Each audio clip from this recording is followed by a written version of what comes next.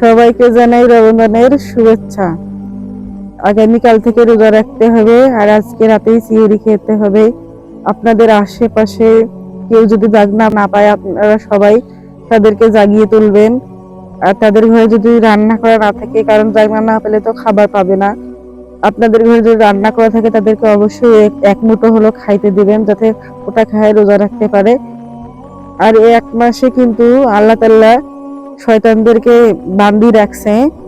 এই এক মাস শয়তানকে তো কাউকে ভর করতে পারবে না। আপনারা যদি নিজেই শয়তান হয় তাহলে তো করার কিছু নাই। আর আপনারা এই এক মাসে বেশি বেশি ইবাদত করবেন, 5 ওয়াক্ত নামাজ পড়বেন, রোজা রাখবেন, বেশি বেশি আল্লাহর আমল করবেন। এই এক মাসে আপনারা যদি খরচ বেশি বেশি করেন, কিন্তু এই এক মাসে কোনো হিসাব নিকাশ হবে না। কারণ এই এক মাসে আল্লাহ বলতে তোমার যত খুশি তত খাও, আমার ইবাদত বেশি বেশি করে করো, আর রোজা রাখো, আমার আমার দাসত্ব করো। সেই জন্য পরকালের জন্য হইলেও আল্লাহর দাসত্ব করতে হবে, আল্লাহর কাজ করতে হবে, আল্লাহর ইবাদত মানতে হবে।